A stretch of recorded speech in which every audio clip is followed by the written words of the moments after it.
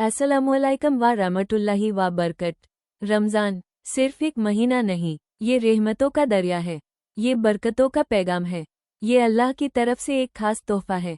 जब आसमान में पहला चांद नजर आता है तो दिल में एक अजीब सी सुकून भरी खुशी महसूस होती है, जैसे रब हमें बुला रहा हो, जैसे कह रहा हो, बंदे मेरे पास लौटा। रमज़ान हमें याद दिलाता है कि दुनिया की दौड़ में हम कितना कुछ भूल गए हैं, अपनी नमाज, अपनी दुआ, अपना सब्र और सबसे जरूरी अपना रब। सेहरी के वक्त जब अलार्म बजता है तो नींद बहुत आती है, लेकिन फिर भी हम उठते हैं, क्योंकि ये सिर्फ खाना नहीं, ये नियत है, ये इबादत है। फिर पूरा दिन भूख लगती है, प्यास लगती है, लेकिन फिर भी हम रोज़ा नहीं तोड़ते। क्यों? क्योंकि हमें पता होता है कि अल्लाह देख रहा है। रोज़ा हमें कंट्रोल सिखाता है, अपने गुस्से पर कंट्रोल, अपनी जुबान पर कंट्रोल, अपनी आदतों पर कंट्रोल। अगर कोई बुरा बोले तो हम जवाब ना दें, अगर गुस्सा आए तो सब्र करें। यही है रोज़ा का असल मकसद। रमज़ान हमें गरीबों की भूख का एहसास दिलाता है। जब हमें एक दिन की भूख मुश्किल लगती है तो सोचिए वो लोग जो रोज़ भूखे सोते हैं। इसलिए रमज़ान में ज़कात और सदका देना सिर्फ फ़र्ज़ नहीं, बल्कि इंसानियत है। मस्जिदों में तरावीह की आवाज़, कुरान की तिलावत की मिठास, हर तरफ इबादत का नूर होता है। घर में भी एक अलग सी रोशनी महसूस होती है। इफ्तार का वक्त, जब अजान की आवाज़ गूंजती है और हम खजूर से रोज़ा खोलते हैं, अस्पाल की दुआ सीधा अर्श तक जाती है। रमज़ान सिर्फ 30 दिन का मेहमान है, लेकिन इसका पैगाम जिंदगी भर के लिए है।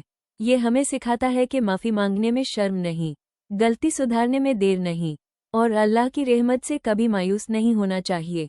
तो इस रमज़ान अपने दिल को साफ करें, अपने रिश्ते ठीक करें, अपने रब से सच्ची तौबा करें। कोशिश करें कि ये रमज़ान हमारी ज़िंदगी का बेहतरीन रमज़ान बन जाए। अल्लाह हम सबको इस पाक महीने की कदर करने की तौफीक दे, हमारी दुआओं को कबूल करे और हमें सही राह पर चलने की हिदायत दे।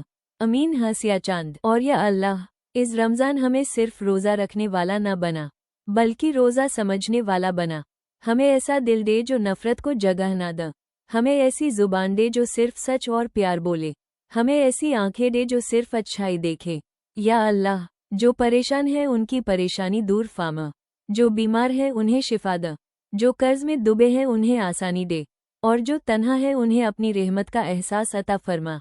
रमज़ान का हर दिन हमें एक नई सीख देता है, हर रात हमें एक नया मौका देती है, खासकर वो रात जो 1000 महीनों से बेहतर है, लैलतुल क़द्र, जिसमें एक सच्ची दुआ इंसान की तकदीर बदल सकती है। इसलिए इस रमज़ान सिर्फ दुनिया के लिए ना मांगे, आखिरत के लिए भी मांगे। सिर्फ अपने लिए नहीं, अपने माँ बाप के लिए, अपने दोस्तों के लिए, पूरी उम्मत के लिए दुआ करें। कोशिश करें कि जब ये रमज़ान रुखसत हो तो हम वैसे न रहे जैसे पहले थे, बल्कि थोड़े और बेहतर हो चुके हो। हमारी नमाज में लगन हो, हमारे अखलाक में नरमी हो, हमारे दिल में अल्लाह का खौफ और मोहब्बत दोनों हो।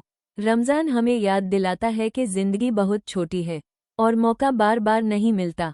इसलिए आइए इस रमज़ान को सिर्फ कैलेंडर का हिस्सा ना बनाएं, बल्कि अपनी ज़िंदगी का टर्निंग पॉइंट बनाएं, ताकि जब अगला रमज़ान आए तो हम और ज़्यादा शुक्रगुज़ार हो, और अगर ना आए तो अल्लाह हमसे राज़ी हो।